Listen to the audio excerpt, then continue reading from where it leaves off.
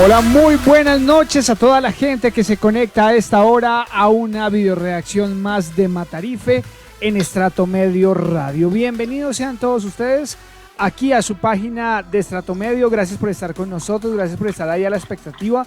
Vi muchísima gente conectada en la transmisión del capítulo. Gracias por ser fieles y quedarse acá en Estrato Medio. Muchas gracias por estar ahí pegados, pero también hoy a esta hora saludamos a nuestros dos invitados que también les agradecemos muchísimo por estar acá. Lalis, bienvenida, gracias por estar con nosotros. Cuando te anunciamos, pues la gente muy contenta. Hace rato no te teníamos, creo que te tuvimos en el capítulo 3, si no estoy mal, y hoy vuelves a estar con nosotros. Así que Lalis, bienvenida y gracias por estar acá en Estrato Medio. No, hola, es un gusto siempre compartir panel con ustedes, siempre lo he dicho, son mis favoritos, así que entrar a este tipo de espacios me pone muy contenta y sobre todo compartirlo con Beto, que yo con Beto nunca he compartido un espacio y creo que es bonito, es maravilloso, hay mucho respeto y admiración para todos. Qué chévere, eso iba a decir.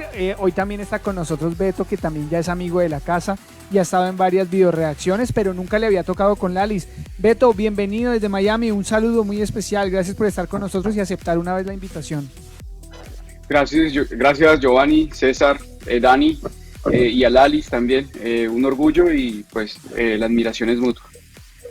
Perfecto, pues muy bien, qué bonitas palabras y qué camaradería entre nosotros, vaya, por Dios.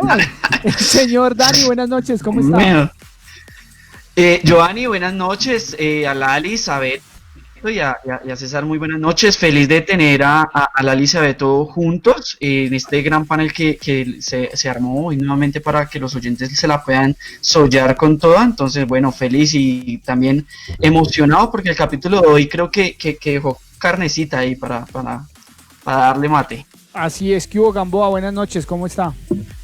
Hola Giovanni, hola Dani, Lalis y Beto, un placer que estén acá nuevamente en Estrato Medio, una admiración total también para ustedes y me permito saludar a esta hora a toda la gente que se conecta con Estrato Medio, un abrazo fuerte, gracias por estar ahí y solamente les vamos a pedir una cosita y es compartir para que esta videoreacción llegue a mucha más gente, así que muchas gracias por compartir y Giovanni, arranquemos. Así es, arrancamos de una vez y eso sí también les quiero decir a los oyentes que hoy vamos a estar terminando sobre las 9 de la noche para que cuando se acabe la videoreacción de aquí arranquemos todos para el canal de YouTube de Levi Rincón.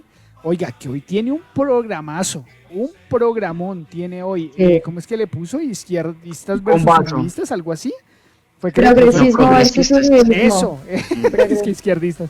Sí, algo así. Entonces, arrancamos de aquí, terminamos a las 9 y arrancamos para el canal de YouTube de Levi para que todos nos apoyemos entre todos. Ustedes ya saben que esa es la filosofía de Estrato Medio, apoyarnos entre todos, ayudarnos y cada vez seremos más, una comunidad más grande y así le llegaremos a más gente. Antes de arrancar con el capítulo y con las primeras impresiones, voy a saludar a la gente que está conectada. Bueno, voy a saludar por acá Jovis López. Hola Betico, amo como habla este hombre. Saludos para Baito, ya le están diciendo, vea. Karen, buenas noches guapitos y guapitas, un abrazo para todos. Saludos a Lalis y a Beto, mil bendiciones. Qué buen parche, dice Mariela Jaimes. Francisco, saludos desde Montería, Córdoba. Cordial saludo a todos. ¿Quién más dice por acá? Lalis se ve hermosa, dicen también por acá. Saludos Beticos y Lalis, dice Sebastián. Bueno, toda la gente acá saludando. Buenas noches, querido Estrato Medio. Chévere, un abrazo a Lalis y Beto. Gracias, mil gracias. Quiero un país distinto y con ustedes se logrará, dice Cecilia. Edison, hola. También Rosy saluda. Carlos, excelentes invitados especiales. Lalis y Beto, los admiro también, dice Carlos Yersein. Debe ser. Poco a poco se va creando la comunidad. Ricardo, Lalis, te adoro, vea. Fans de Lado y Lado por acá. Ale Joro, me encanta que esté Lalis y envía 2 corazoncitos. Así que bueno, muchas gracias a la gente que está muy contenta con nuestros invitados. Bueno, arrancamos con la videoreacción de Matarife capítulo 6 y como siempre muchachos, yo creo que es importante hablar de las primeras impresiones y me gustaría empezar por Beto porque recuerdo que creo que hace 2 capítulos Beto decía, bueno, es el capítulo, hace 2 capítulos Beto nos decía en sus primeras impresiones que veía que la serie como que no había avanzado en ese capítulo en específico. ¿Qué opina de esto, de este Beto? ¿Cuáles son sus primeras impresiones de este capítulo? Bueno, yo sigo pensando lo mismo. Yo soy el fan número uno de Matarife, pero creo que eso mismo me hace como cuando nos vemos alguna serie y criticamos, digamos, la trama o alguna desviación o la lentitud, cómo se va desarrollando esta. Considero que nos estamos un poco estancando en el tema del Club del Nogal. Creo que es repetitivo, creo que ya le queda claro a toda la audiencia de Matarife qué fue lo que se orquestó en el Club del Nogal, todas las reuniones en las que participaban los funcionarios de gobierno, que inclusive tengo la sentencia del Consejo de Estado, la cual pues condenó a la nación en un proceso llamado reparación directa, la cual fue una apelación que interpuso los demandantes, y hubo una acumulación de procesos, y pues voy a hacer una actividad, aquí me hago como una mini publicidad. Estoy haciendo una columna en cuanto a relacionando los hechos reales, leyéndome la sentencia, haciendo un análisis claro para justificar lo que dice Matarife, porque vemos que la señora Marta Lucía Ramírez está demandando o está actuando en contra de la serie, pero extrañísimo, puesto que lo que está diciendo la serie básicamente está en una sentencia del Consejo de Estado. Volviendo al capítulo de hoy, sí, nos traen a colación un hecho importante que inclusive fue noticia hace poco, que fue la noticia del señor Fabio Ochoa Vasco, que para que lo queden claro, pues no es Fabio Ochoa Vázquez, sino Fabio Ochoa Vasco, y ese señor fue noticia hace poco, ya que cumplió condena aquí en Estados Unidos y está libre aquí en la ciudad de Miami, precisamente. Entonces, sí, ahí me detengo porque es interesante ese punto. Sí, vamos a hablar más adelante de quién era Fabio Ochoa Vasco, porque lo mencionan en los primeros minutos del capítulo. Lalis, ¿cuáles son tus primeras impresiones de este capítulo número 6, Lalis? Bueno, pues yo concuerdo con lo que estábamos hablando antes de entrar en directo con Daniel, y es que siento que se saltó un montón de cosas, pero yo espero que en los próximos capítulos sea más enfático en ciertas cosas, como las masacres que son importantes, al menos del 96 al 99, fueron varias masacres muy importantes para el país, que además todavía no hay condenados frente a ello, no existe reparación a las víctimas de ese momento, así que me parece importante que se haga una claridad frente a eso. Me parece que sí avanza lentamente, pero también es estratégicamente bueno, porque alguien decía, y no me acuerdo, se lo leí a alguna persona hace unos meses, que haciendo las cuentas de los capítulos de Matarife terminaríamos en el último capítulo en elecciones. Entonces, al final, eso terminaría dándole como recordándole a la gente lo que ha sido el Matarife, y pues evidentemente tendría unas repercusiones si la gente realmente entiende lo que es Matarife para la sociedad. Así que bueno, me parece interesante que vaya así lento, pero que le vaya dando unos elementos para comprender la cosa con más ganas, ¿me entiendes? Como con más pedacitos que logre que todo el mundo lo pueda entender, porque ya de por sí los mamertos lo entendemos, ¿no? Pero sí, claro. Digamos, hay gente que ese tipo de historia pues no se la banca, no se la aguanta, y creo que Matarife logra hacer eso, así que me parece maravilloso. Yo creo que está teniendo unos hilos bastante interesantes, hilo rojo también, pero me refiero al hilo de la historia, me parece bastante interesante. Como dirías tú fuera del aire, a lo dark, se saltó un gran lapsus de tiempo. Sí, eso, como unos 10 eso años. es Quiero refutar ahí a Lalis un poquito. Bueno, en cuanto a mi opinión personal, considero que llevar la serie hasta el final de las elecciones creo que cambiaría un poco el fin de la serie, y creo que yo no estoy de acuerdo con Lalis en cuanto a que sería importante que la serie llevarla hasta las elecciones, puesto que cambiaría el fin de esta. El fin de esta para mí es hacer un recorderis histórico de las personas para que obtengan conciencia, pero si le damos un toque electoral, pienso que perdería un poco de legitimidad y estaríamos dándole la razón a los uribistas que están diciendo que la serie tiene un tinte político y lo que busca es obviamente impulsar a un candidato, y creo que pues Daniel Mendoza ha sido claro. Obviamente ya hicieron el cálculo, como lo dice Lalis, pero yo considero que cambiaría un poco el sentido y el propósito de la serie. Pero Beto, a mí me parece que... bueno, dale, tranquila y ya... No, que justamente mencionaba que se lo había leído a alguien o se lo había escuchado a alguien, y que me pareció un análisis importante, porque yo no sabía, no me había dado a la tarea de saber cuántos capítulos tenía, hasta que lo leí y me pareció bastante interesante. Pero para sernos francos, pues en elecciones hay que derrotar el uribismo, hay que derrotar la ultraderecha, y eso es importante, ¿sí? Sí. Y creo que educar y hacer esa pedagogía en la gente me parece interesante. Ahora, no estamos ejerciendo una democracia selectiva, que eso es la otra cosa. Es decir, el candidato que salga, de los alternativos, sea cual sea, pues tendrá una labor ahí bastante importante, pero lo que nosotros creemos, que creo que es importante además para la gente y como lo percibimos los que estamos de este lado es, bueno, pues de pronto eso es el inicio del fin de unos años de tortura gigante que ha tenido el uribismo frente a unos pensamientos y unas políticas públicas que son, pero a decir verdad, violentas para la gente todo el tiempo. Pero sí, concuerdo con Beto, sí, con todo el cariño. Yo ahí le refuto a Beto. Yo pienso que inevitablemente la serie sí va a influir muchísimo en las elecciones, muchísimo.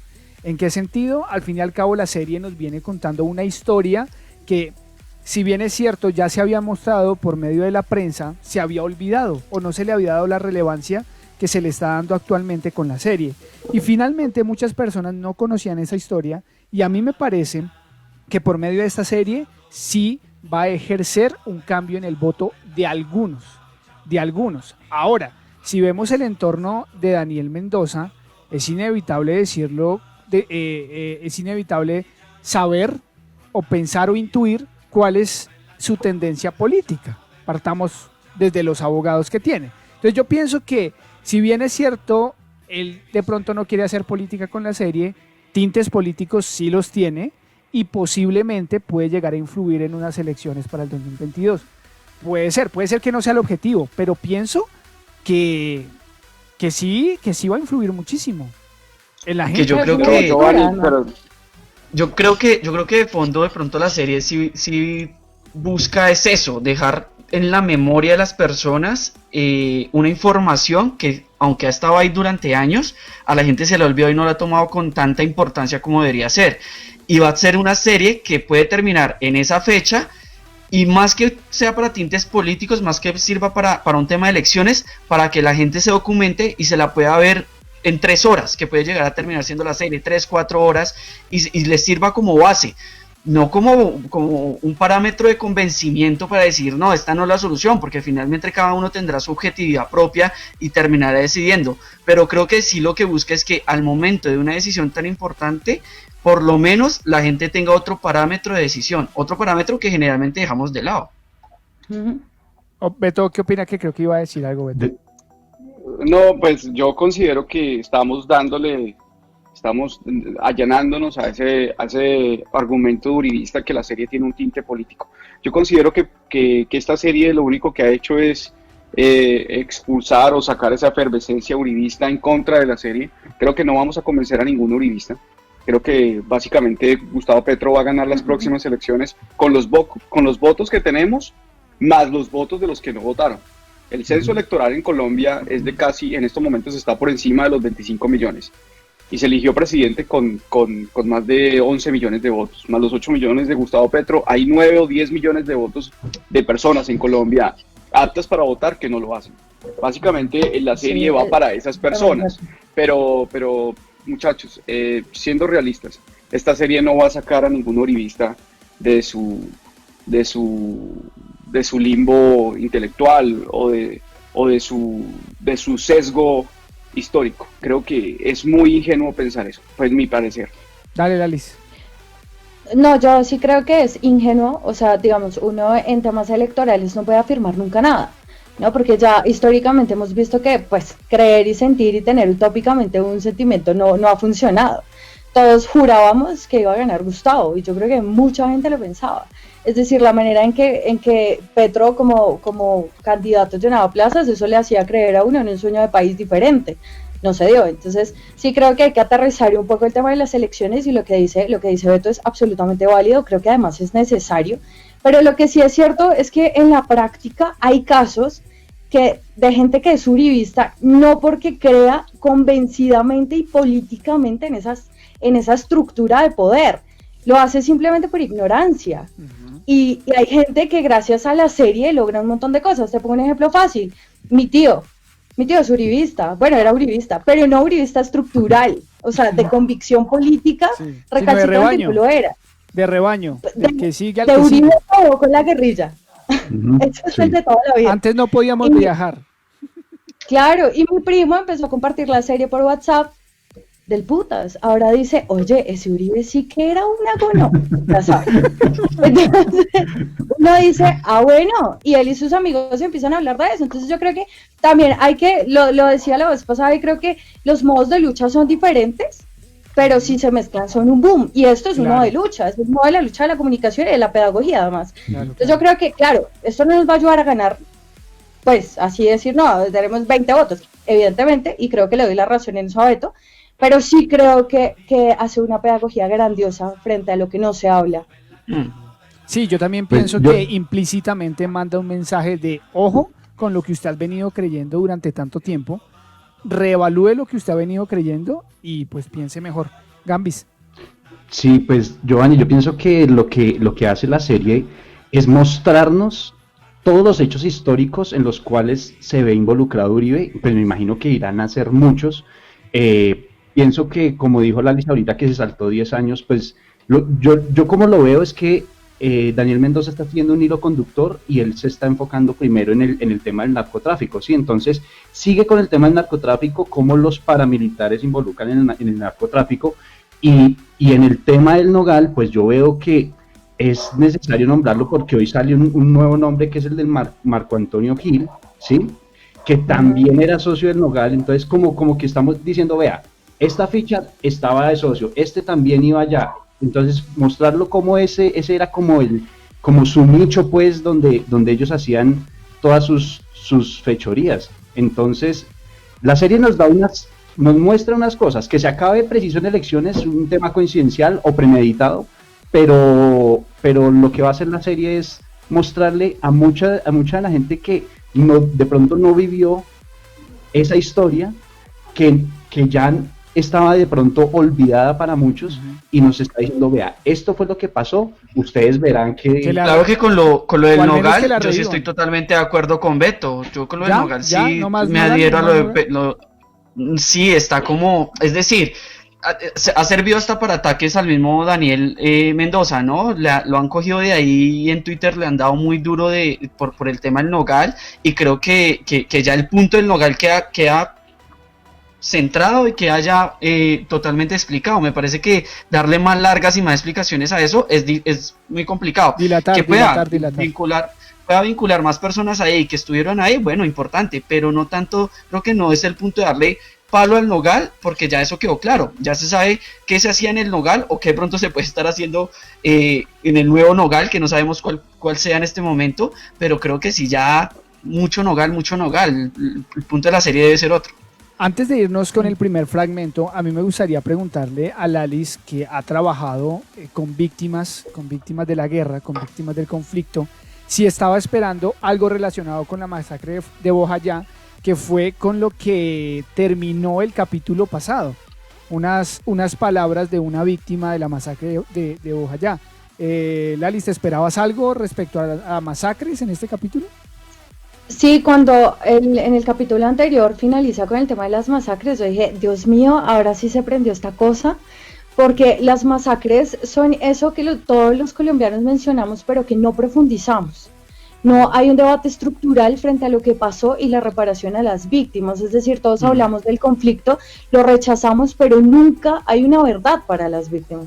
Y creo que hubiese sido interesante, porque esa parte del conflicto se cuenta muy por encimita, y creo que es interesante cuando uno tiene la oportunidad de hablar con las víctimas, hablar con quienes hicieron parte y fueron fundamentales para el conflicto en ese momento, que sería, no sé, FARC, paramilitarismo, y creo que esas cosas me parecen interesantes, así que sí, me quedé con las ganas. Dije yo, fue pucha, esta vez no fue.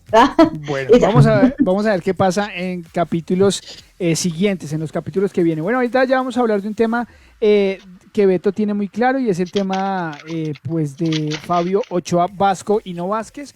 Pero qué tal si nos vamos a ver el primer fragmento del capítulo para la gente que no se lo ha visto. Entonces veamos el primer fragmento del capítulo y ya volvemos acá con esta videoreacción a Matarife, capítulo número 6, solo acá en Estrato Medio Radio. Frente a la opresión, el saqueo y el abandono, nuestra respuesta es la vida.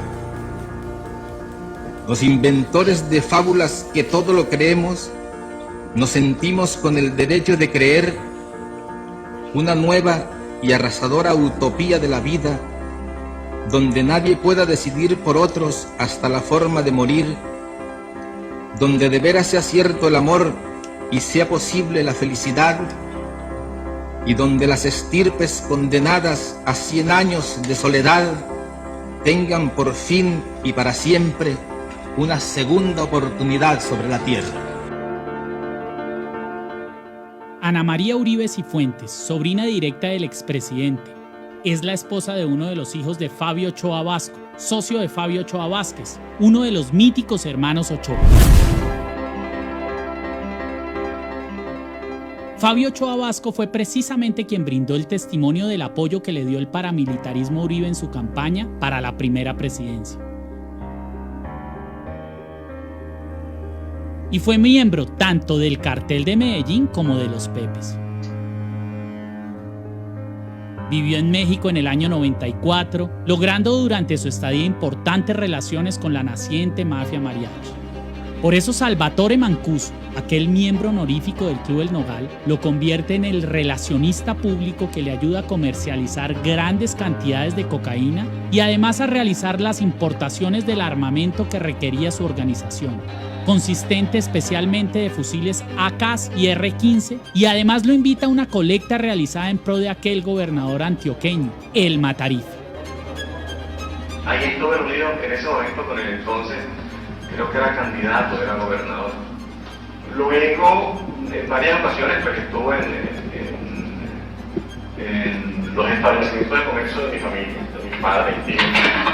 Y fui también a la finca del señor gobernador para esa época, quien me llevó allá ya siendo miembro de la autodefensa. Ochoa Vasco asegura que Mancuso también le ofreció un puesto en Justicia y Paz, el programa de entrega voluntaria de paramilitares, garantizándole que Uribe le podría abrir un espacio en la reinserción, haciendo pasar a este mero mafioso por comandante paramilitar. Según Ochoa Vasco, Mancuso acordó el apoyo económico de los cabecillas paramilitares con el presidente Uribe, que recibió $10 millones por parte de cada cabecilla de las AUC, y en compensación ellos recibirían entre 6 y 12 años de prisión, la pena de un atracador de relojes, por las tantas volquetadas de muertos y las toneladas de cocaína que le habían metido a esa nariz grandota que es Norteamérica. En el trabajo con la Fiscalía, con la DEA, con la FARC de los Estados Unidos, en el cual se logra la captura de 11 personas colombianos en Estados Unidos, e igualmente 13 personas en territorio colombiano. Esta es una red dedicada al lavado de activos, está vinculada directamente con Fabio Ochoa Vasco. Si ustedes recuerdan, Fabio Ochoa Vasco es un narcotraficante que trabajó desde la época de Pablo Escobar, trabajó con Mancuso, trabajó con Don Berna y se entregó en el mes de enero, se entregó a las autoridades americanas. Igualmente este narcotraficante estaba dedicado a trabajar con el cartel de Juárez de México. 7 de la noche, 59 minutos, paramos ahí. Ese es el primer fragmento del capítulo de hoy. Bueno, Beto, aquí ya se habla de Fabio Ochoa Vasco, se habla del tema de los cabecillas de las autodefensas, cuánto dieron por cada cabecilla, a cambio de qué condena. ¿Qué opinión le merece a usted este fragmento del capítulo, Beto? Bueno, lo que iba a comentar ahora, el señor Fabio Ochoa Vasco recientemente el 11 de julio fue noticia ya que pues cumplió su condena aquí en Estados Unidos y existía la disyuntiva entre ser extraditado a Colombia o entre quedarse en Estados Unidos. Valga la pena aclarar que la justicia de Estados Unidos es muy laxativa en cuanto a que algunos presos que cumplen sus condenas, dependiendo de los recursos que interpongan ante las autoridades migratorias, que aquí son muy diferentes a las autoridades federales, son entidades federales pero completamente independientes. Las de inmigración junto con las federales, con los Marshall, que básicamente son los cargados de, una vez un extranjero cumple una pena en Estados Unidos, el encargado de retornar.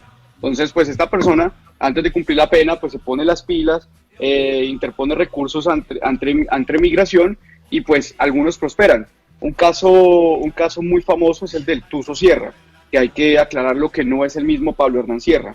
El Tuzo Sierra fue uno de los que testificó contra Uribe y extrañamente viviendo aquí en Miami, después de una reunión con los abogados de Abelardo de la Espriella, cambió su versión.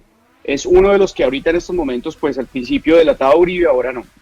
Volviendo al tema de Ochoa Vasco, es importante traerlo al contexto histórico, ya que él inició como lugarteniente de Pablo Escobar, como lo dijo la serie, pues trabajó con Don Berna, con alias Mancuso, trabajó con políticos, con muchos empresarios y más de 50 compañías y 64 personas, entre ellas, repito, empresarios, los que él denunció ingresaron a la lista Clinton.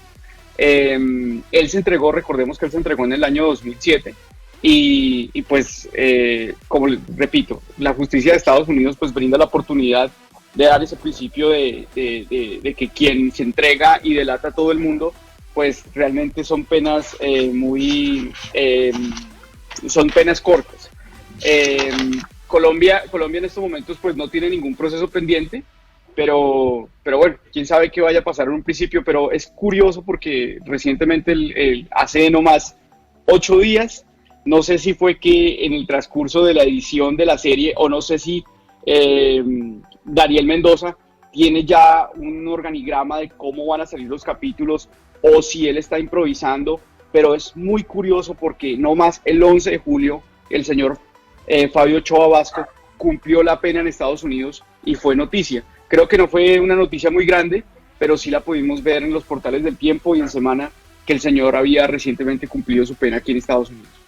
Y ya pasó con Marta Lucía, ¿no? Algo Eso similar. iba a decir, o la tiene clara o le está pegando, porque preciso cuando salió la de Marta Lucía y el hermano, salió el capítulo pues donde la mencionaban a ella, ¿no? Bastante interesante. Lali, yo te quería comentar, y es, yo hoy viendo el capítulo, la primera vez que lo vi, yo decía, Dios mío, es que Uribe está enlazado con todo el mundo, o sea, es que iban dando nombres, y entonces la sobrina de Uribe se casó con el hijo de Fabio Ochoa Vasco, y entonces Fabio Ochoa Vasco fue socio de Fabio Ochoa Vázquez, ¿cierto? Y entonces perteneció al cártel de Medellín y a los Pepes, y pum, los hilos todos dan hacia Uribe, y pues mencionan a Salvatore Mancuso, que también dice que Fabio Ochoa Vasco pues le ayudó con el armamento y con la importación de cocaína. ¿Qué opinión te merece eso, Lalis? Que todos los nombres que él menciona van para allá directico. Bueno, pues no es casualidad, y tampoco es casualidad que en las versiones de Justicia y Paz se haya mencionado al exgobernador de Antioquia, ¿no? Y se haya mencionado a él como cofundador de ciertos grupos paramilitares. Creo que no es de extrañar, o al menos a mí no me extraña, y no me quiero adelantar en el pedazo donde vamos a hablar del paramilitarismo y la traición del gobierno de Uribe a los paramilitares, porque creo que es un pedazo, pero el abrebocas que da sobre el paramilitarismo es interesante, porque quienes nos hemos dedicado tal vez a investigar un poco más sobre el paramilitarismo, yo al menos me he comido bastantes declaraciones de Justicia y Paz en las que que es evidente la participación de Uribe con el paramilitarismo.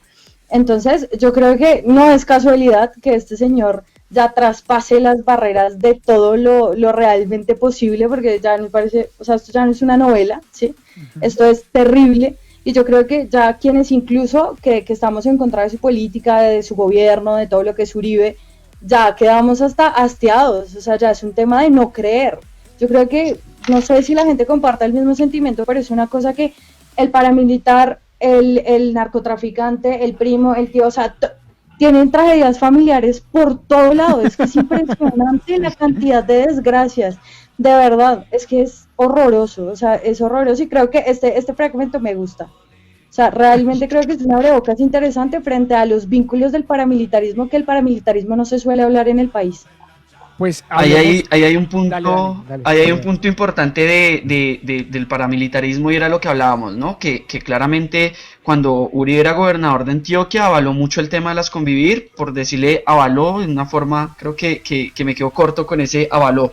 Pero quería preguntarles, y Beto y también a Lalis, pero iniciar con Beto, cómo ven el tema de las reuniones de Uribe con los paras, donde Mancuso dice, yo me reunía con el gobernador de Antioquia de la época, o el candidato, pues en esa época ya creo que era gobernador también, pero ¿cómo lo ven ustedes? ¿Cómo ven ese vínculo entre Mancuso y el tema de Álvaro Uribe? Y principalmente, ¿cómo ven ese fragmento también donde Mancuso pareciera que era el que llevaba el proceso de justicia y paz, como si él fuera el que lo hubiera creado y no el Estado, a raíz de una negociación donde él dice, fresco, yo le doy un beneficio para que no lo condenen como narco, sino como comandante paramilitar? ¿Cómo vieron ustedes ese pedazo? Beto.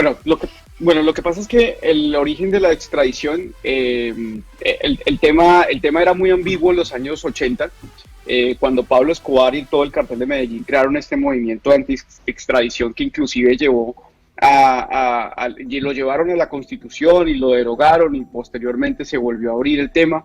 Pero el tema de la extradición en los años 90 cambió un poco con toda esta negociación que se dio con los pequeños capos que llegaban a Estados Unidos, delataban a gran cantidad de personas y pues obtenían penas totalmente, mejor dicho, ridículas, de 2, 3 años, inclusive hasta les ofrecían beneficios de residencias, ciudadanías, increíble. Entonces, bajo ese principio, los paramilitares que fueron extraditados por Álvaro Uribe Vélez con el pretexto que inventó Uribe de que seguían delinquiendo, pues fue básicamente eso. Ellos no se fueron asustados ni con el miedo de que iban a quedarse en Estados Unidos, y ya los vemos cómo están cumpliendo sus penas, que tengo que aclarar, las penas que ellos cumplen aquí en Estados Unidos, allá en Estados Unidos, ese tiempo que duraron aquí encerrados, en Colombia les valen esas penas. El tiempo que duraron encerrados es válido para las penas que ellos los están esperando allá en Colombia. Y cuando extraditaron pues a estos paramilitares, ellos simplemente se fueron con la conciencia o con el ímpetu de llegar acá a Estados Unidos y colaborar con la justicia, pues asimismo para que ellos, su proceso, inclusive muchos se fueron con complots, con procesos por narcotráfico armados. No eran claras las razones por las cuales los extraditaban, pero ellos no lo vieron así como una traición. El tema de Salvatore Mancuso es totalmente extenso, porque Salvatore Mancuso, ahorita que Lalis traía a colación el tema de la masacre del Aro, es Salvatore Mancuso el que afirma ante el Tribunal de Justicia y Paz que los paramilitares durante 17 días que masacraron a más de 25 personas en el Aro, pues él fue el mismo que testificó que el helicóptero de la gobernación duró rondando varios días y que el mismo secretario de gobierno, Pedro Juan Moreno, sabía previamente de la masacre. Creo que Salvatore Mancuso lo único que puede llegar es cuando ya cumple su pena aquí en Estados Unidos, que básicamente ya la cumplió. Lo único que está esperando es que pase este tema del COVID, porque si no fue por el COVID, Salvatore Mancuso estuviera desde mayo en Colombia, pues lo que tiene que llegar a hacer es contar la verdad. Ahora, que pueda pasar algo, la verdad pues lo dudo mucho, puesto que pues ¿qué pasó con la orden del tribunal en el 2015, o del Tribunal Superior de Medellín, de investigar a Álvaro Uribe Vélez por estas masacres? Pues no ha pasado absolutamente nada. Entonces, pues lo único que podemos esperar es que estos paramilitares lleguen y cuentan la verdad y no se sientan amedrentados ni amenazados por la misma Lampa, que es el mismo gobierno. Pero Beto, ¿usted cree que Salvatore Mancuso sí va a decir algo? ¿Tendrá las intenciones de hacerlo? Miren, a mí un caso que me llama mucho la atención y que me jode mucho es el tema de Don Berna. No es que le quiera cambiar la pregunta, pero por ejemplo, Don Berna, no, sino que yo le digo es en el ímpetu, en el historial que tienen estos paramilitares de cambiar sus versiones. Fue el mismo Don Berna el que indicó que la muerte de Pedro Juan Moreno pudo haber sido un acto criminal cometido por Álvaro Uribe Vélez. ¿Sí? Y este libro, pues esto salió en un libro que escribió la periodista McFarland, y nos lo narró en una columna también Daniel Coronel, pero posteriormente hubo una rectificación de Don Berna. Entonces, ¿qué puede pasar con Mancuso? Puede pasar exactamente lo mismo. No, es que me acordé exactamente que no fue una reunión con el gobernador del año 96, sino fue con el gobernador del año 94. No, fue con el gobernador del año 2000. Uribe fue gobernador de Antioquia entre los años 95 y 98, cuando los gobernadores tenían un periodo de 3 años. Entonces hay mucha ambivalencia hay mucho error histórico y ellos se pueden pegar de esos vacíos, de esas nubes entre los recuerdos para poder cambiar las versiones y pues salir librados de un proceso por falso testimonio. Y eso es lo que yo más le tengo temor, que los paramilitares no se sostengan en cuanto a sus declaraciones que previamente han dado frente a Uribe. ¿Ustedes creen que en este momento... ¿Ustedes creen que en este momento se está moviendo el aparato criminal para negociar con ellos el cambio de esas versiones o que lleguen a Colombia y coman calladitos? ¿Creen que se puede estar dando eso en este momento?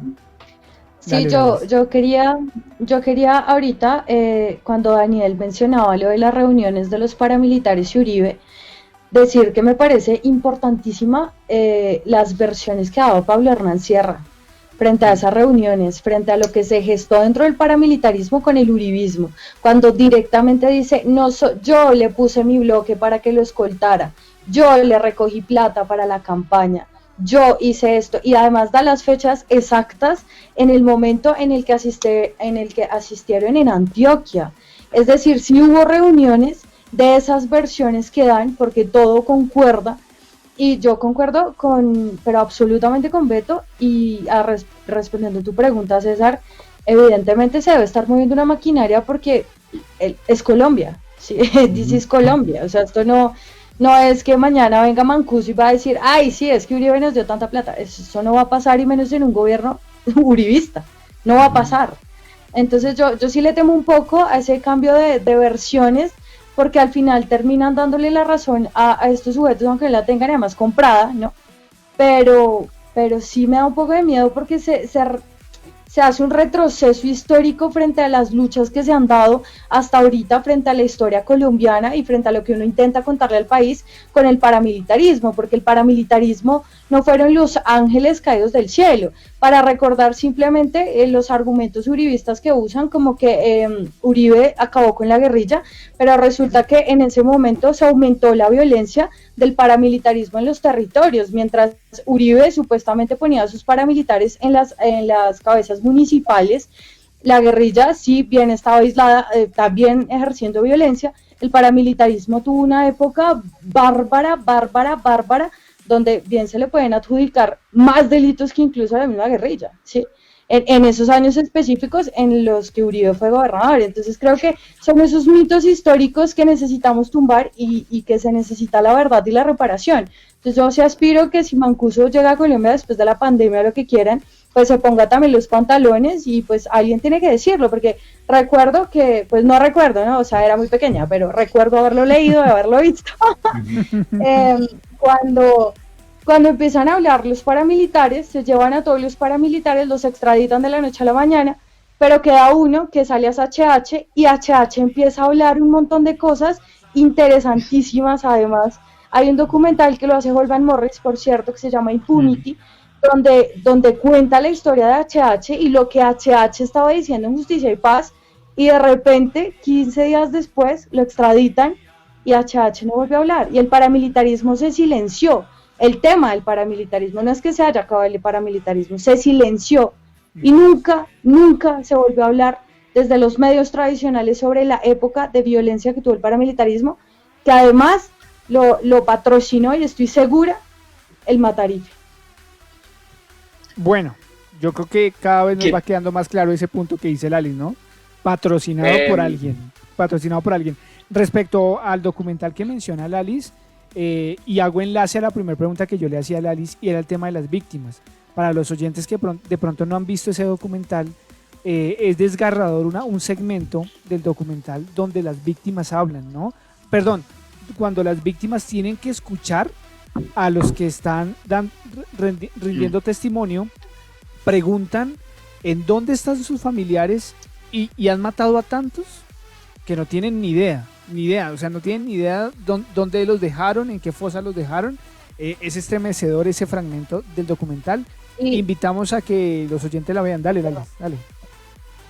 No, iba a decir que para complementar eso, hay un pedazo en el que pues ni siquiera tienen comunicación directa, ¿no? Sino que es a través de una pantalla. Vergonzoso, ¿te acuerdas? Vergonzoso. Un radio. Y además un montón de gente y otro allá, bueno, ¿quién sigue? Como si esto fuera un mercado, donde ni siquiera hay dignificación a las víctimas. Es que es ridículamente pensar que Justicia y Paz fue un proceso de paz real, que realmente le ayudó a la población a entender el conflicto. Es falso de toda falsedad.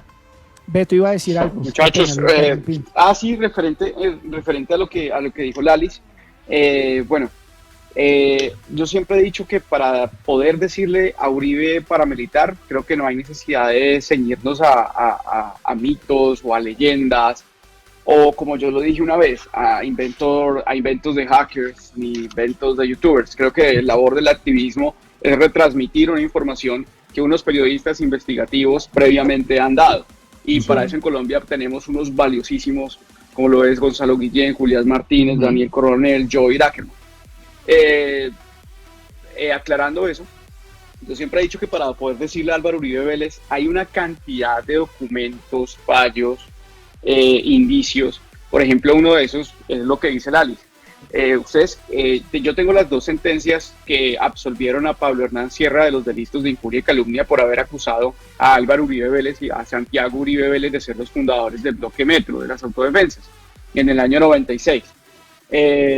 Para que entiendan el contexto de cómo se fundó este bloque Metro, que recuerden que este bloque Metro no quiso participar de las negociaciones de Ralito, ni quiso participar de esto de Justicia y Paz, al punto de que sufrió un exterminio por parte del cacique Nutibara en Medellín. No sé si muchos recuerdan ese documental La Sierra, que fue estremecedor.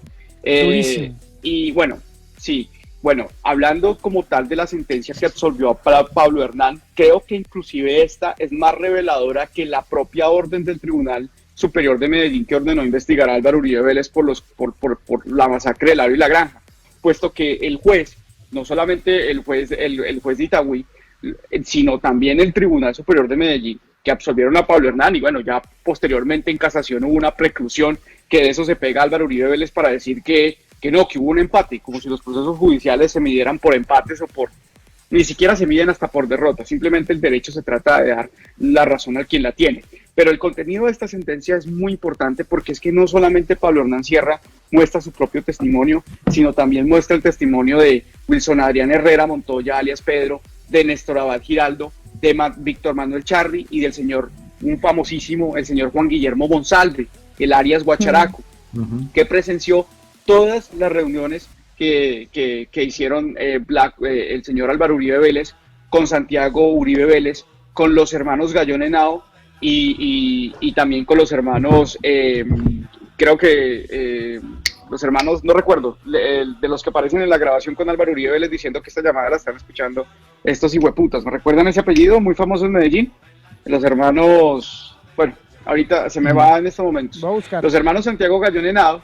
Sí, los hermanos Santiago Gallón Henao son los mismos, e inclusive Santiago Gallón Henao fue el mismo autor del homicidio de Andrés Escobar. Entonces, en esa misma sentencia citan el nombre de Hernando Montes. Creo que ese tema también hay que traerlo a colación, porque la primera elección de Álvaro Uribe Vélez en el año 2002 también hubo financiación ilegal para la campaña. Inclusive este señor fue condenado. Y ese señor lo ignoran mucho cuando nombramos unos funcionarios de Álvaro Uribe Vélez que fueron condenados y que a él no le pasó absolutamente nada. Este señor fue condenado por algo que llamaron algo relacionado de la ganadería con los paramilitares. Entonces este señor recogió una plata mediante una subasta para la campaña de Álvaro Uribe Vélez en el año 2002. La justicia lo condenó en el año 2006. Este señor se llama Hernando Montes. Entonces, esa sentencia trae una cantidad de cosas, como también insinúa e insta a otro juez, claro, porque no era su competencia, de investigar la venta ficticia, la venta de las guacharacas, porque la defensa de Álvaro Uribe Vélez consiste en que la finca de las guacharacas se vendió en el año 96.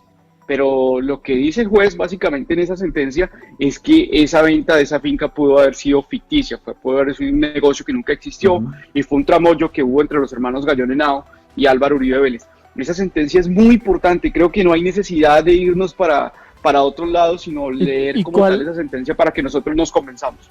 ¿Y cuál era el objetivo de hacer ese negocio? Ese negocio fantasma, ¿se puede decir así? la idea era que en esa finca se estaban cometiendo unos actos criminales, inclusive el mismo Juan Guillermo Monsalve indican que en esa finca se mató gente, se asesinó gente, y de allí se ordenaban masacres paramilitares, de allí se ordenaban operativos. Okay. Allá, por ejemplo, el testimonio de Néstor Abad Giraldo indica que ellos participó en un cordón de seguridad donde le prestaron, valga la redundancia, la seguridad al gobernador de Antioquia en el año 96. Como gobernador de Antioquia, Álvaro Uribe Vélez se quería deslindar de cualquier negocio privado que incluyera una finca donde se estaban cometiendo unos crímenes. Entonces, evidentemente, lo que tocaba que hacer era que se lavara las manos. La mejor manera de lavarse las manos fue vendérsela a los gallonenados, que no sé por qué todos los crímenes en Colombia tienen que relacionarse con Álvaro Uribe Vélez, inclusive el homicidio de Andrés Escobar. Oiga, Beto, el nombre que usted estaba buscando es Juan Guillermo Villegas. Villegas, los hermanos Villegas. Ajá, los Juan hermanos Guillermo Villegas. Que inclusive el hermano de él, en la misma sentencia que ojalá todo el mundo se la leyera, indican que a uno de los hermanos que asesinaron le entregaron la personería jurídica de una convivir llamada El Cóndor. Para que ustedes se den cuenta la dimensión de criminalidad, el concierto para delinquir, el trasegar. Y yo creo que, relacionando esto con Matarife, creo que ya la serie debería avanzar un poquito más allá, porque la serie está muy dogmática, estaba dándonos un piso teórico de cómo fue que Álvaro Uribe Vélez se fue constituyendo en el sueño personificado, en el sueño materializado de los narcotraficantes de los años 80. Y creo que si nos vamos a quedar ahí, no quiero pensar que la gente se me aburra y ya cuando lleguemos a lo bueno, que es ya la relación de Álvaro Uribe Vélez directa con el paramilitarismo, la gente, o una de dos, o la gente puede volver a ver la serie y subir los niveles de audiencia, o la gente le pierde el interés y bueno, no cometa el resultado o el fin que realmente quiere, que yo creo que no es político, sino de conciencia histórica, que la gente mire, que la gente tenga conocimiento de cómo fue que Álvaro Uribe Vélez se fue convirtiendo en el líder natural del paramilitarismo en Colombia. Y eso es básicamente lo que yo pienso, lo que yo quiero, que es el fin que debería tener la serie como tal. Esa sentencia termina con qué resuelve, Beto, básicamente. A absolver totalmente a Pablo Hernán Sierra de los delitos de injuria y calumnia, porque citan la sentencia 223 de la Corte Constitucional, que indica que para que se configure la injuria y calumnia, usted necesita un dolo eventual en querer afectar a una persona con una supuesta injuria o calumnia a la persona. 2, que haya sido premeditada o que tenga un fin de dañar la imagen en detrimento de la persona que supuestamente están injuriando. Y el número 3, que los hechos de los cuales, por ejemplo, nosotros tenemos que acabar con el sofisma de que Uribe no le podemos decir paramilitar. La misma sentencia lo dice. Si usted le dice ladrón a alguien que tiene un proceso por el mismo delito en una fiscalía, usted el solo proceso alimenta su sana crítica y su convicción íntima para poderle decir a esa persona que es un criminal.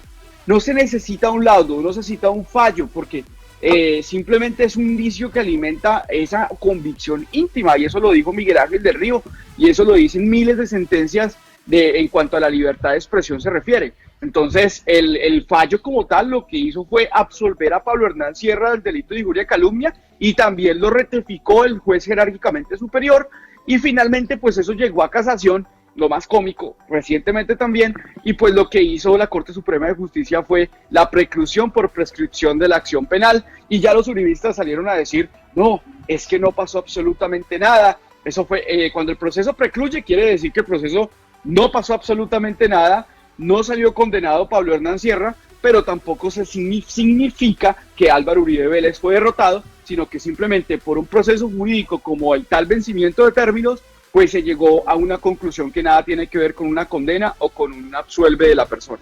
Oiga, respecto al temor que daba Beto a conocer, y es que la gente se aburra, que la gente se canse, porque no evoluciona, quiero traer al tema algo que dijo Natalia Bedoya esta semana, y es que la audiencia de Matarife en YouTube está bajando.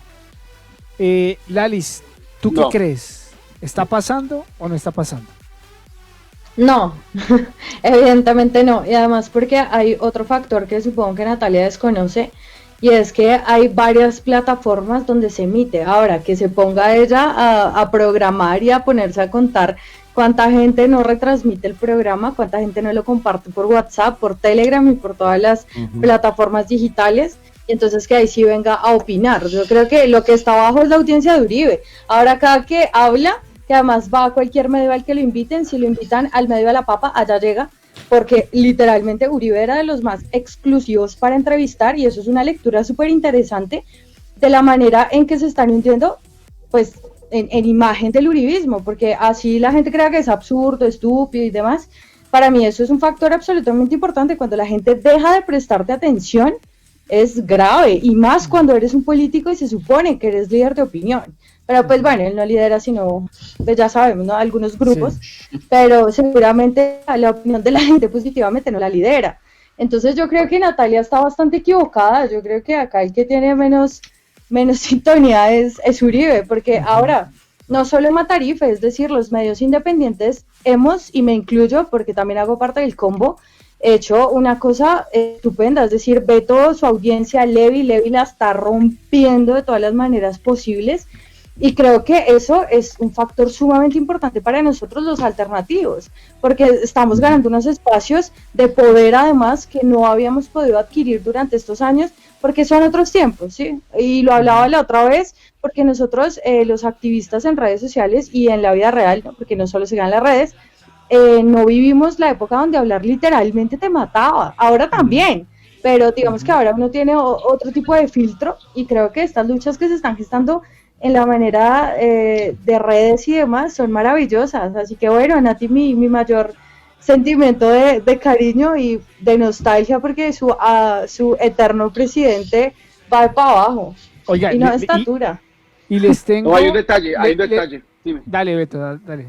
Ah, No, bueno, Giovanni, dale, bueno, dime. no, y que les tengo una pregunta que me surgía mientras Lalis hablaba, y es, bueno, ¿qué pasa si eventualmente la cuarentena termina, sale la vacuna, milagrosamente, y Matarife continúa en este horario, los viernes? ¿Ustedes creen que sigue funcionando, o ya más bien ahí sí la audiencia bajaría? ¿Ustedes qué creen? O que sí, o que también porque esto también puede ser un fenómeno del encierro, ¿no? Es muy importante resaltar eso también. No tiene ¿no? nada que ver. No tiene absolutamente nada que ver. Porque, miren, no, es que yo veía más series cuando no estábamos en este problema. Creo que esto lo que ha hecho es afectar nuestra vida, y creo que lo último que quiere la gente es ocupar su tiempo en cosas que no le dan frutos, y la verdad considero que una de las cosas que menos dan frutos en estos momentos de encierro a las personas que están encerradas, porque yo pues no he estado encerrado en ningún momento de mi vida, ha seguido común y corriente, con la excepción de que me tengo que poner ese chiro en la boca y me produce acné, pero créanme que ha sido igual, y créanme que mucha gente, la que está encerrada realmente, pues simplemente trata de sacar un fruto de ese encierro, y no creo en realidad que influya mucho. Lo que quiero agregar a lo que dijo Lalis, Alejo Vergel subió una imagen donde demuestra que el video, en el último capítulo de Matarife lo eliminaron y volvieron y lo subieron. Entonces claramente Lalis lo sabe. Si tú tienes un video de estreno, tiene 500,000 views, tú lo eliminas y se eliminan todas las views. Así claro, lo vuelvas a subir, empiezas de ceros, arranca de ceros. Eso fue exactamente lo que pasó. Ahora bien, yo les decía a ustedes, muchachos, por interno en una reunión que tuvimos, que ustedes se miran mucho. Por ejemplo, ahorita tenemos 743 personas conectadas. Eso es un auditorio grandísimo, y gracias a las personas que en este momento están conectadas, pero creo que no hay que medirlo como eso, sino también es un resultado que va en el tiempo de 3-4 días, porque hay muchas personas que nos ven por diferidos, y ustedes ahí tienen una medición que es el alcance, y creo que medir a la serie Matarife por las reproducciones es una analogía total, puesto que la estrategia de difundir la serie por WhatsApp inclusive fue una estrategia jurídica brillante. Recuerden el fallo de tutela es increíble porque el fallo de tutela el juez notifica a Facebook, Twitter, YouTube, creo que Periscope, bueno, nombra la cantidad de redes sociales a los cuales le notifica, y pues las redes sociales están obligadas pues a cumplir la legislación de cada país. Pero a la serie, al estar difundidas en los celulares, en el espectro íntimo de las personas, ¿cómo hace un juez para obligar a la gente a eliminar un producto audiovisual de un celular? Es imposible, es imposible. Entonces la estrategia fue blindarse de la difusión de esos fallos judiciales, y creo que hay mucha gente en estos momentos que está recibiendo la serie por medio de WhatsApp, por otros medios, por diferido, por Facebook. Además, ustedes también suben el capítulo, entonces para realmente medir eso sería imposible, porque tocaría sumar las reproducciones de las personas que vuelven a resubir el video, y ya no, es imposible. Mire que perdón, si Natalia no se lee un libro de historia, ¿de verdad creen que se va a sentar a hacer un análisis de interacciones en Facebook, en YouTube y en WhatsApp? ¡Nunca! ¡Por Dios! Es que se vuelve el tema de que atacan cosas externas a la serie y no el argumento, contenido, ¿no? Porque no tienen cómo no atacan el argumento, atacan meterse cosas con externas. eso, claro. Ajá. Bueno, son las 8 de la noche. Dale, Dani, dale. No, dale. Sobre eso, no, pues qué pena la palabra. Sobre eso nada más un apunte chiquitico. El tema es que yo creo que no hay que verle tampoco nosotros de nuestro lado las visualizaciones a Matarife. El impacto real que está generando Matarife al otro lado lo estamos viendo cuando inician sus procesos de tutela y sus procesos judiciales por parte del uribismo. Lo empiezan a hacer, tanto así que ya también empezaron a crear otra serie con un canal por ahí de jóvenes para dar la imagen de alternativos y juveniles, con el objeto de mostrar una parte positiva que no sé si se pueda lograr del Matarife. Entonces creo que más allá creo que es del Patriota, no me acuerdo, y más allá de los números que se puedan llegar a mostrar, que pueden ser importantes, creo que sí les está haciendo mella a ellos en el interior y les está afectando, y ellos lo están mostrando y lo están exteriorizando. Entonces creo que Matarife está haciendo su labor, y muy buena labor. Bueno, nos vamos para el segundo fragmento de la serie. Vámonos a ver qué pasó en el segundo fragmento, cuando ya se habla de los paramilitares que se entregaron, las cabecillas, por cuánto vendieron a las cabecillas, cómo fue el tema de la traición. Bueno, veamos esta parte del capítulo número 6 de Matarife. Ellos se quedaron con las tierras, mansiones, apartamentos, camionetas, yates, jets, el resto de los lujos y los millones de dólares que habían hecho matando y traficando. Juro a Dios y prometo al pueblo cumplir fielmente la Constitución y las leyes de Colombia. Uribe llegó a la presidencia y le cumplió a la mitad de ellos.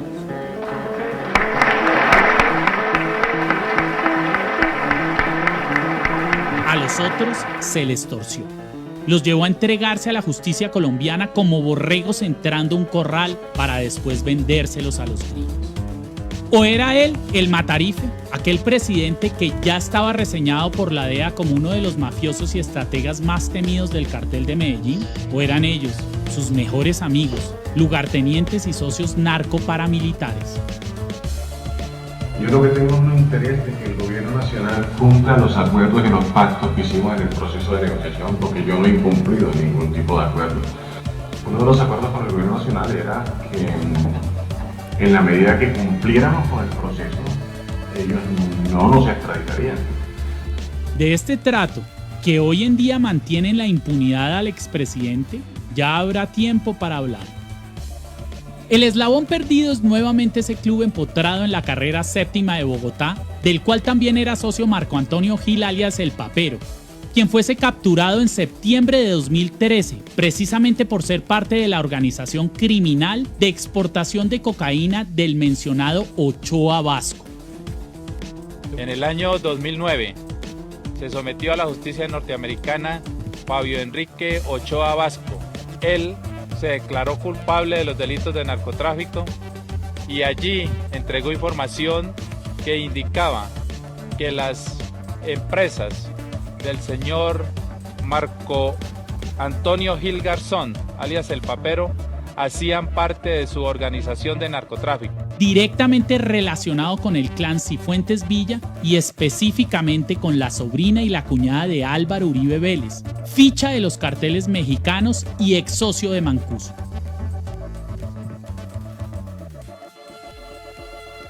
En los salones del Club El Nogal, el Papero Gil, Dolly Cifuentes, su hija Ana María Uribe Cifuentes y su esposo, el hijo de Ochoa Vasco, estructuraron una de las organizaciones criminales de la década que más droga introdujo a Estados Unidos.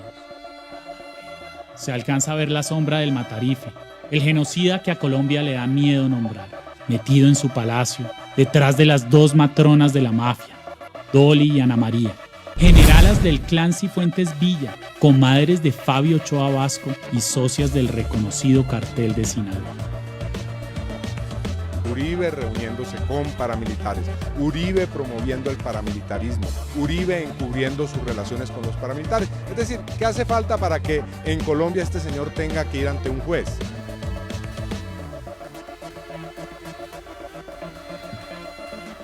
...8:37, muchachos, y así finaliza entonces el capítulo número 6. Se habla del momento en el que llega el presidente, en ese momento Álvaro Uribe Vélez, a Palacio, cumpliéndole a la mitad de ellos. Es muy interesante, Beto, cómo Daniel Mendoza en este fragmento da a entender, bueno, y también lo dice explícitamente, como o era yo Uribe o eran ellos. Entonces, pues yo entrego a la mitad y déjenme quietico ya porque ustedes me tienen señalado. Es interesante ver ese pedazo, ¿no, Beto? No se te escucha, Beto.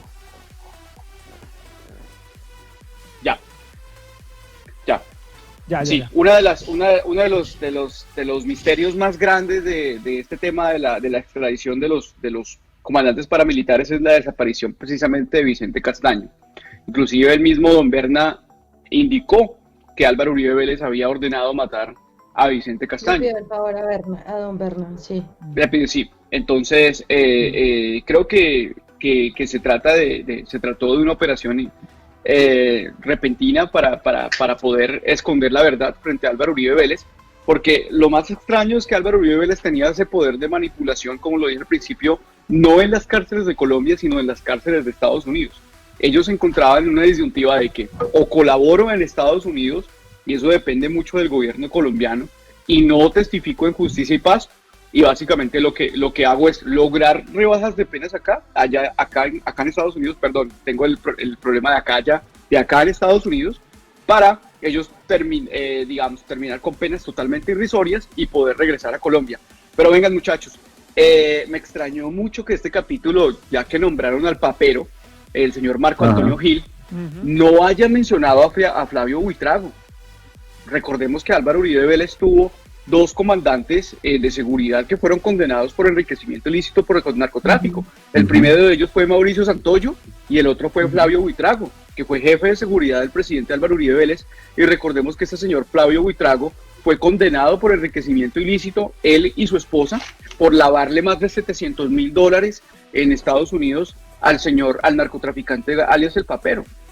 Entonces, pues no sé si esto lo van a volver a mencionar en el próximo capítulo, pero era perfecto porque, no es más, yo lo he visto en los hilos, la foto del general Fabio Buitrago y la condena recientemente se la ratificaron el año pasado.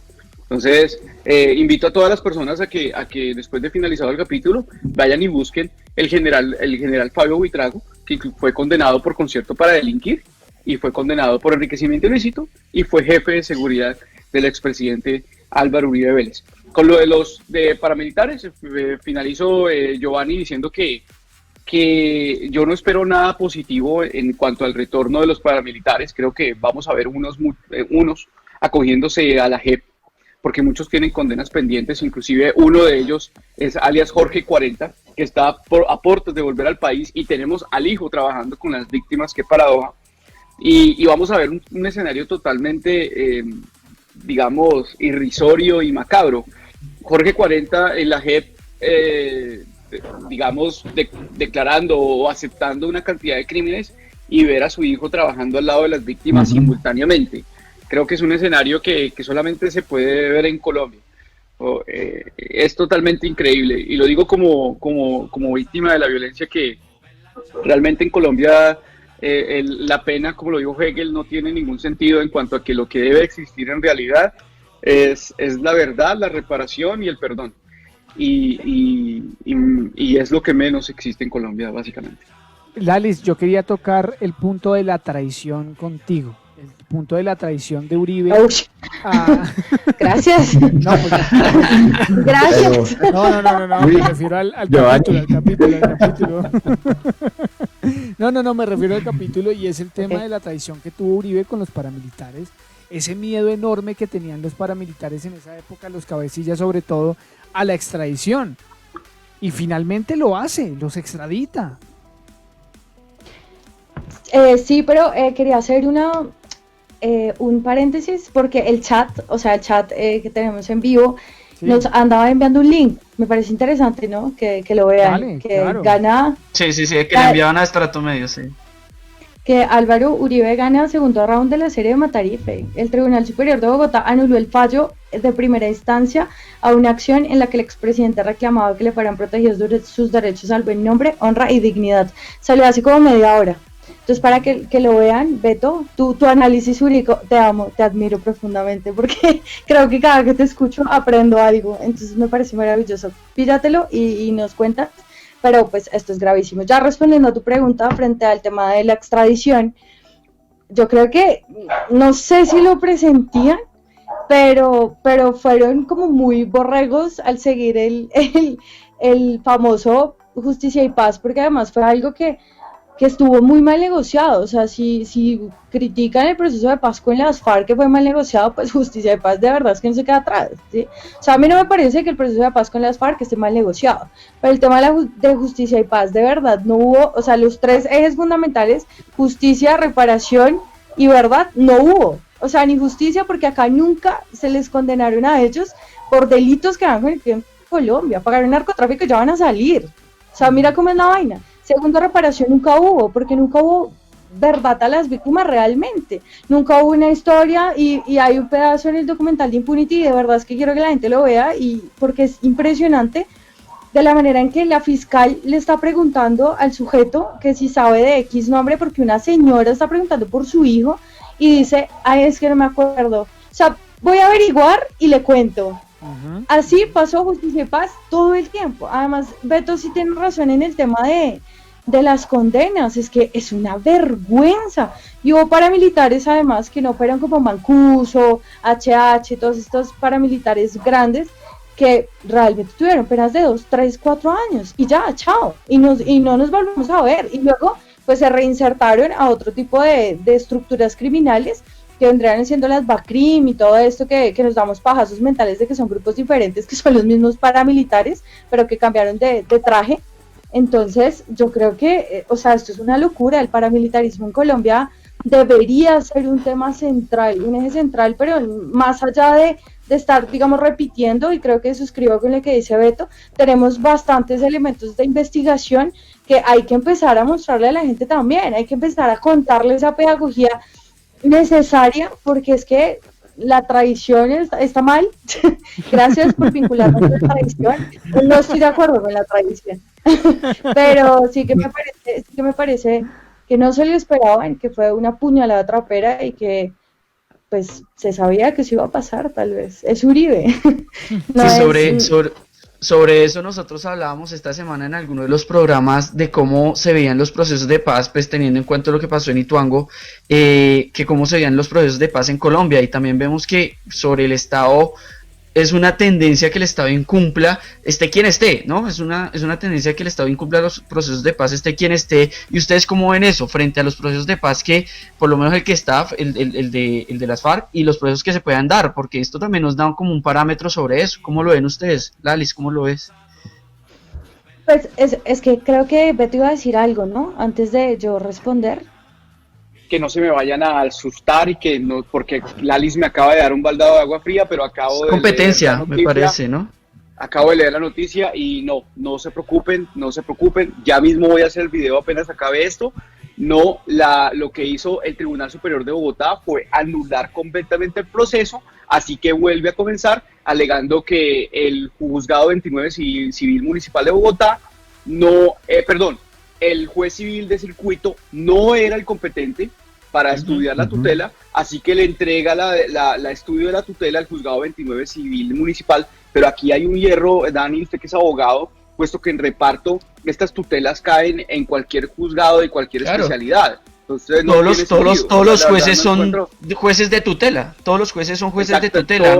Me tocaría ver también las consideraciones, porque todos los jueces pueden conocer asuntos de tutela. Entonces también extraño. Voy a ver. Entonces dice que el juzgado 23 civil del circuito de Bogotá no era llamado a asumir la competencia como juez en primera instancia y que se le remite al juez juzgado 29 civil municipal de Bogotá, que creo que estoy viendo es como un juzgado jerárquicamente inferior. Claro, porque los circuitos están acá y los municipales están acá abajo. Lo va a conocer un juez inferior al que lo conoció en primera instancia. Y creo que ese hierro, no se me asuste, Lalis, no ha pasado absolutamente nada. Eso es lo que yo les explicaba al principio. Sí. Eso es lo que yo les explicaba al principio, de que el uribismo se pega de unas estupideces jurídicas para decir que ganaron. Por ejemplo, con el tema de Pablo Ordán Sierra fue casi igual. No, gané por tema de prescripción por prescripción de la acción penal. No, aquí no ha pasado absolutamente nada. Y la vaina... Y acaba este video. Y la vaina es que queda el titular en la memoria, ¿no? Entonces en la memoria queda el titular porque no se profundiza como le están haciendo ustedes, y entonces la gente dice, ¿sí ven? Tenía razón. Y es que el titular de semana es jodido. Álvaro Uribe Vélez Gala, segundo round en serie Matarife. No, porque ni siquiera la impugnación es una segunda instancia. Es que los titulares, yo lo hablaba con Miguel Ángel Río, que en Colombia hay que hacer una pedagogía jurídica a la gente para que paren de decirle a la de demanda penal y denuncia civil, y la gente, y por eso es que en este país existen uribistas, por el tema como los medios de comunicación difunden esas noticias. Entonces el tema de la pena de muerte, no, vamos a ponerle pena de muerte a los soldados, y la gente se convence que a los soldados se les puede poner pena de muerte, y eso son conversaciones de cafetería llevados a altas discusiones jurídicas, que eso es lo que Abelardo de la Espriella. Abelardo de la Espriella es un payaso titulado que trae una conversación de cafetería al entorno nacional, y creo que eso lo que hace es contribuir a la ignorancia de los colombianos, y los colombianos necesitamos que los medios de comunicación se ilustren jurídicamente para que dejen de sacar estos titulares. Ahorita Lalis casi me hace dar aquí un desmayo pensando de que en serio sí ganó, pero no, pero yo lo hacía es porque de verdad el chat está toteado de ese link, entonces dije, bueno, Beto sabe de estas cosas, está interesante válido que le aclare a las 690 personas que hay, porque me pareció válido, además porque, a ver, semana de semana, o sea, ¿qué le pasa a semana? Y súper válido, que si titulan así, uno se asusta, claramente, si titulan así, uno dice, venga, pues madre, ¿qué fue lo que pasó? Pero bueno, además que yo creo que esta batalla jurídica es valiosísima para que también ese interés y esa pedagogía que menciona Beto se le empiece a despertar a la gente, y la gente se empieza a interesar y conozca un poquito más. Ahora, yo soy de los que comparte la posición que ha dado Miguel Ángel de Ribes, que uno tiene criterios objetivos para poder decir ciertas cosas y no necesita una sentencia judicial, como digamos lo está diciendo Cancino, que después de esto me parece interesante podernos ir a escuchar la bioreacción a Miguel Ángel de Río y a Cancino, que yo personalmente no comparto muchas cosas con Cancino, pero sí me parece que es un buen penalista entre los pocos rescatables que hay en Colombia, pero no comparto mucho su ideología, claramente. Entonces, ese debate jurídico es importante darlo, pero algo que sí difiero con Cancino es que uno no necesita, es decir, el juez de tutela no creo que diga, quitemos la serie Matarife y por arte de magia la serie vaya a desaparecer. Esa serie no va a desaparecer por esa razón, y la convicción interna que tenga cualquier persona, pues va a seguir. Yo no necesito una sentencia judicial que diga que Uribe es paramilitar para yo poderle decir eso, si mi convicción es otra diferente. Entonces, no, igual, es importante hacer el seguimiento, pero calma también para los que están viendo. Claro, pero lo que queda es el golpe mediático, ¿no? O sea, todo el mundo se queda ahí con el titular, entonces ya mañana están diciendo, sí ve que Uribe ganó, sí ve que él tenía la razón, entonces ese es el entramado. Ese es el entramado de los medios de comunicación tradicionales, que mucha de la gente los ve, los lee, y por eso se armó este pero vea, Beto lo leyó en un momentico y ya nos explicó qué fue lo que pasó, y No, pues no, Dani con su... A profundidad. No, yo no soy ninguna fuente jurídica de conocimiento en lo absoluto. Y No eso soy lo quiero confiable, dejar no claro. soy confiable.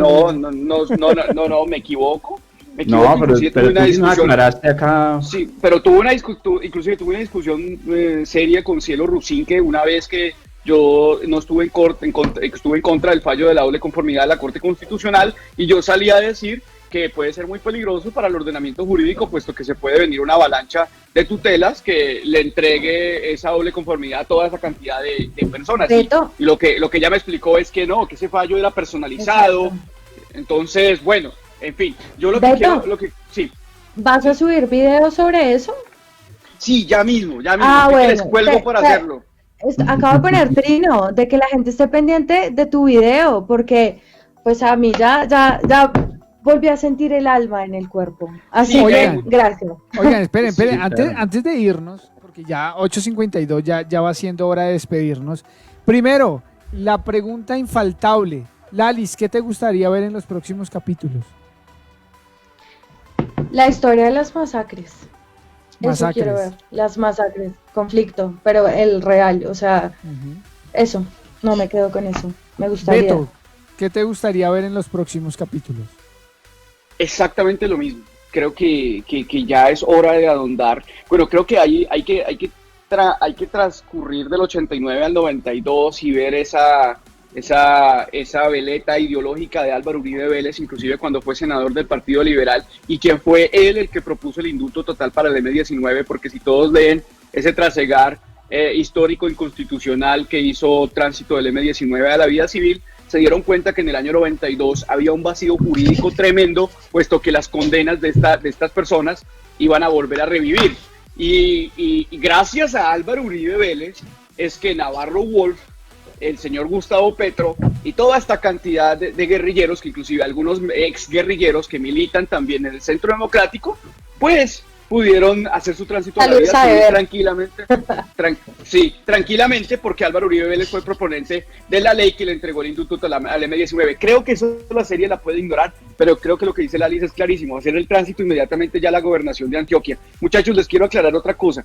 Fallos contra Colombia por las masacres sí hay.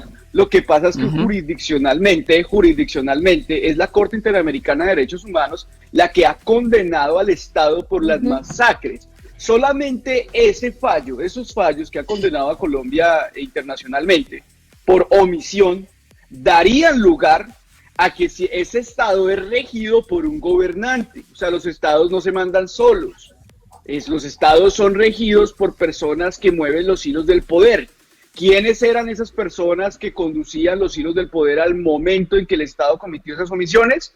Pues tenemos que entrar a Gaviria, el gobernador de Antioquia. Entonces, que me digan que no hay condenas penales contra Álvaro Uribe Vélez individualizadas, listo, perfecto.